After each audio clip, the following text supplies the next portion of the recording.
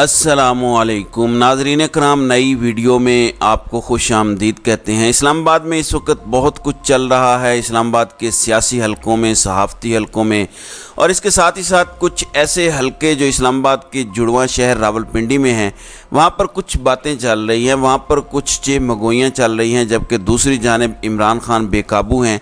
इमरान खान को काबू करना इस वक्त इन सब के लिए नामुमकिन हो चुका है, जबकि निगरान बहुत जल्द ही घबरा गए हैं। वैसे भी सर मंडाते ही ओले पड़े हैं, तो निगरान हुकूमत हाथ खड़े करती हुई महसूस हो रही है।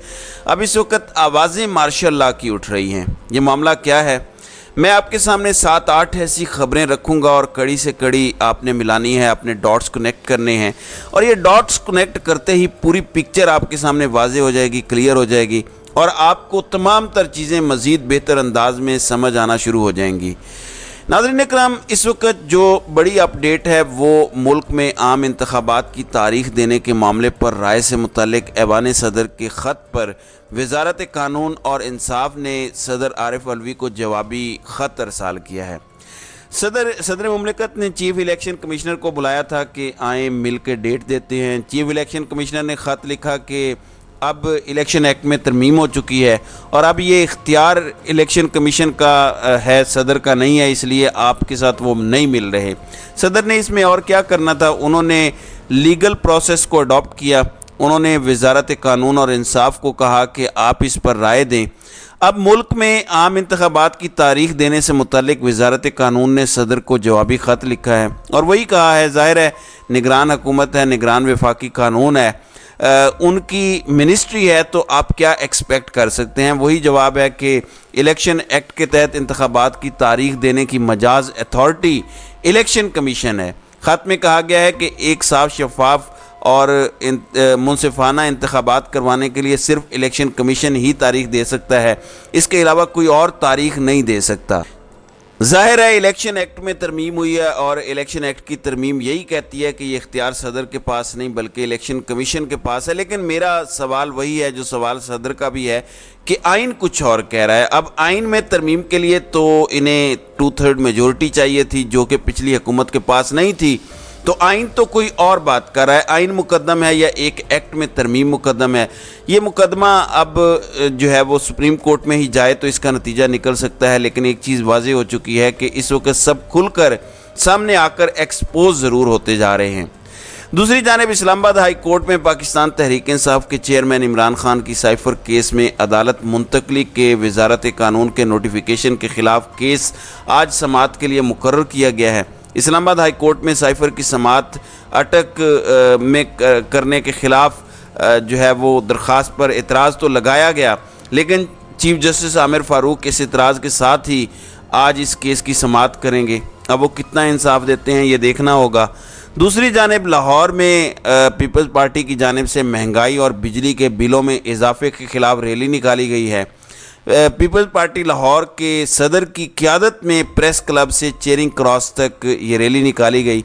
मुजाहिरीन ने बिजली के बिलों को आग लगाई और महंगाई में कमी का मुतालबा किया। पीपल्स पार्टी लाहौर के सदर ने कहा कि हम बिजली के बिलों में कमी तक एहतजाज रिकॉर्ड करवाते रहेंगे।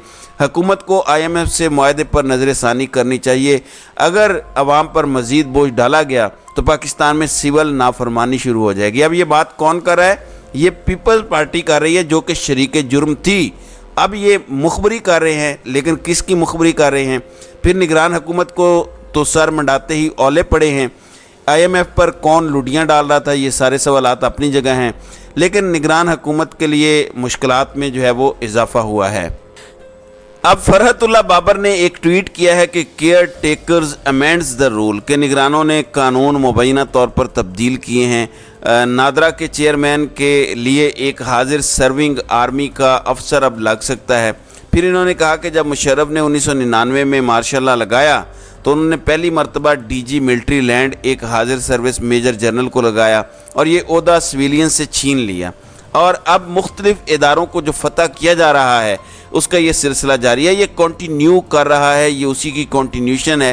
यानी निगरानों पर एक मार्शल लॉ दौर के इक़दाम की कंटिन्यूशन का इल्ज़ाम फरहतुल्लाह बाबर साहब लगा रहे हैं।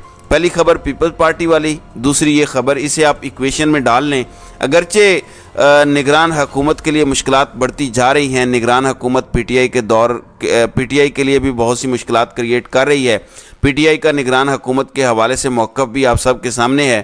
دوسری جانب ایک اور ڈیولپمنٹ آئی ہے کہ چینی مافیا نے ملک میں سستی چینی کو ضرورت سے زیادہ قرار دلا کر جو ہے وہ حکومتی اجازت کے تحت زیادہ چینی ایکسپورٹ کر کے ڈالروں میں منافع کمانے کے بعد چینی کے ذخائر کم ہونے پر اب ٹیکس دہندگان کے پیسوں سے مہنگی چینی امپورٹ کرنے کی اجازت بھی حاصل کر لی ہے۔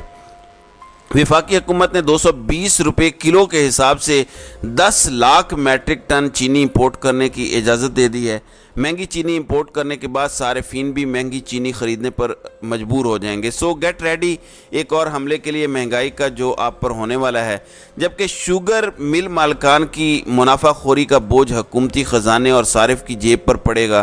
حکومتی خزانہ کون چلا رہا ہے؟ یہ اپنے گھر سے تو نہیں پیسے لا رہے، آپ اور میں ہی ٹیکس دے رہے ہیں نا، مطلب ڈائریکٹلی آپ کی اور میری جیب پر اس کا فرق پڑے گا۔ اس سلسلے میں شوگر مل مالکان سے نہ کوئی انکوائری کی گئی ہے، نہ کوئی پوچھ گچھ کی گئی ہے۔ گنے کی بمپر پیداوار کے بعد اگلے کرشنگ سیزن میں پھر چینی زیادہ بنے گی، تاہم لوگ سوال کر رہے ہیں کہ کیا پھر یہی کہانی دہرائی جائے گی یا وافر مقدار میں چینی کا فائدہ کبھی صارف کو بھی مل سکے گا، عام آدمی کو بھی مل سکے گا، ایک پاکستانی کو بھی مل سکے گا۔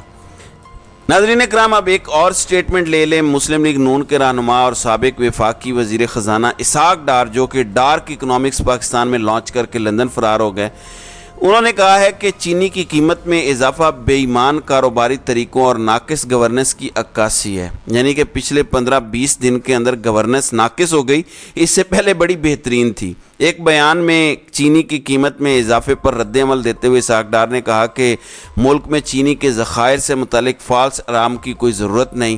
ملک میں چینی کا موجودہ ذخیرہ 23 لاکھ میٹرک ٹن ہے اور چینی کی ماہانہ کھپت 5 لاکھ میٹرک ٹن سے کچھ زیادہ ہے۔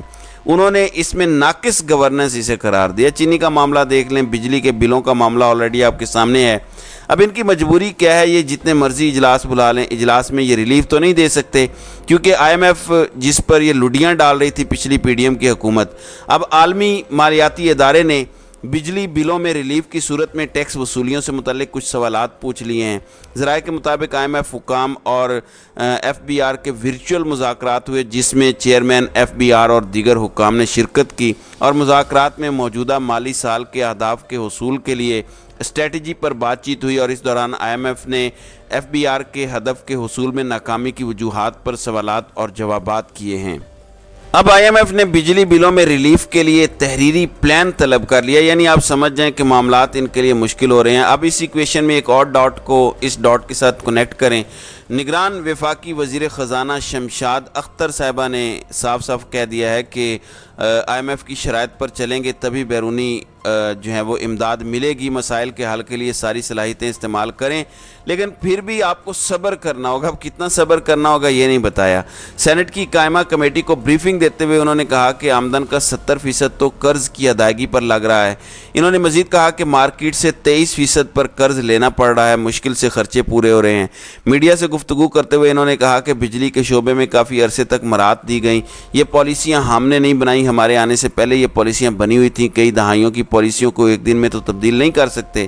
انہوں نے کہا کہ ہم تو مخلصانہ طور پر عوام کی بہتری کے لیے کام کر رہے ہیں، لیکن انٹرسٹنگلی انہوں نے ایک اور سٹیٹمنٹ دی کہ پیچیدہ معاشی صورتحال پر ان کا جو بیان ہے وہ بڑا الارمنگ ہے۔ انہوں نے کہا کہ سوچتی ہوں یہ عہدہ قبول ہی کیوں کیا۔ تو نگران ہاتھ کھڑے کرتے ہوئے نظر آ رہے ہیں بہت جلد، مطلب اتنے جلدی میں نے ایکسپیکٹ نہیں کیا تھا۔ ظاہر ہے مشکلات بڑھ رہی ہیں۔ امریکہ اور یورپی یونین نے آلریڈی کہہ دیا ہے کہ فروری سے آگے الیکشن گئے تو اس نگران حکومت کے ساتھ معاملات نہیں چلیں گے۔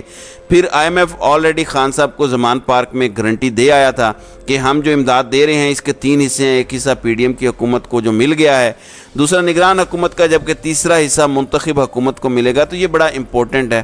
اب یہاں پر کچھ صحافی ہیں ناظرین اکرام جو نون لیگ کے بہت قریبی سمجھے جاتے ہیں، وہ ایک نیریٹو بنا رہے ہیں، اور ان میں سے ایک صحافی ہیں جو مین ہیں اور نون لیگ کے بہت زیادہ قریب ہیں۔ تو میں ان کی ایک ٹویٹ آپ کے سامنے رکھتا ہوں، اس سے آپ سمجھ جائیں کہ یہ سارا ٹولہ اس وقت کیا نیریٹو بنا رہا ہے۔ کہتے ہیں کہ اس وقت گپ شپ چل رہی ہے، اسلام آباد کے اندر افواہیں چل رہی ہیں، اور اس وقت اسلام آباد کی فضاؤں میں یہ بات چل رہی ہے کہ ایک تو پیسہ جو اتنی تیزی سے گر رہا ہے، اور جو نااہلی ہے نگران حکومت کی معیشت ٹھیک کرنے میں، وہ ایک مین وجہ بن سکتی ہے، ایک نیا ایکسپیریمنٹ، ایک نیا تجربہ جو پاکستان کو فکس کرے۔ وہ لکھتے ہیں کہ مائی انفارمیشن سے otherwise and I hope it's just idle gossip but this is very exclusive situation, یعنی یہ جو صورتحال ہے یہ بڑی خطرناک ہے۔ اب یہ دعوے تو ہو رہے ہیں لیکن ایسا لگتا نہیں ہے، کیونکہ ایک چیز تو بڑی واضح ہے کہ اس سے اچھی کیئر ٹیکر گورنمنٹ مل نہیں سکتی، تو سامنے آ کر کھل کر خود کھیلنے کی ضرورت کیا ہے؟ ہیٹ ساری پہلے کیئر ٹیکر تک جا رہی ہے، پھر کہیں اور جا رہی ہے۔ آلدو آپ یہ دیکھیں انصار عباسی تک یہ کہنے پر مجبور ہو گئے کہ کیئر ٹیکر گورنمنٹ جو کچھ کرے گی طاقتوروں تک بھی اس کی ہیٹ آئے گی، because there is a general perception کہ اس کے پیچھے طاقتور ہیں۔ اب انہوں نے فکس پاکستان ایکسپیریمنٹ کا جو کہا ہے، اس کا مطلب ظاہر ہے مارشل لا اور نظام لپیٹ دیا جائے گا کہا ہے، لیکن پھر بھی اس کی ضرورت کیا ہے؟ یہ ایک سوال ہے جس کی وجہ سے میں سمجھتا ہوں کہ اس کے امکانات کم ہیں، لیکن ظاہر ہے اللہ نہ کرے اگر حالات دنگے فساد کی طرف جاتے ہیں، جو کہ ایم کیو ایم نے کہا ہے کہ بجلی کے بلوں میں اضافے سے دنگے فسادات تک بات جا سکتی ہے، تو پھر صورتحال مختلف ہو سکتی ہے۔ پھر یہاں پر ایک سوال یہ بھی ہے کہ مارشل لا کے رومرز ہی کیوں؟ در حقیقت میرے نزدیک یہ میسج کمیونیکیٹ کرنا ہے کہ الیکشن ٹائمز پر کسی صورت نہیں ہو سکتے، اور اگر کوئی آرڈر کورٹس کی جانب سے آتے ہیں اور وہ مان لیے جاتے ہیں تو پھر چیزیں مختلف ہو سکتی ہیں۔ پھر امپورٹنٹ چیز یہ بھی ہے کہ جسٹس عمرتاب بندیال کے فیصلے نہ پہلے مانے گئے اور نہ اب مانے جائیں گے، لیکن رومرز تو یہ بھی ہیں کہ جسٹس قاضی فائز عیسیٰ آ گئے تو وہ بھی آئین کے مطابق شاید چیزیں کریں، جو کہ ہمیں امید ہے۔ اور 90 دن سے الیکشن باہر نہیں جائیں گے تو اس صورت میں کیا ہوگا؟ اگر الیکشن اگلوں نے نہیں کروانے اور جسٹس قاضی فائز سے ڈٹ جاتے ہیں تو پھر کیئر ٹیکر یا نظام کے لپیٹے جانے کی طرف بات جا سکتی ہے۔ تو یہ سارے کنسرنز اپنی جگہ پر ایگزسٹ کر رہے ہیں، لیکن اس کے امکان ایز آف یٹ کم ہیں۔ نگران حکومت آلدو اس طرح سے ڈیلیور نہیں کر پا رہی جو ان سے ایکسپیکٹیشنز تھیں، لیکن مارشل لا کے امکانات بہت کم ہیں۔ تو ناظرین کرام، آپ کی اس ویڈیو کے حوالے سے کیا رائے ہے؟ آپ اپنی رائے کا اظہار کامنٹ سیکشن میں ضرور کیجیے گا۔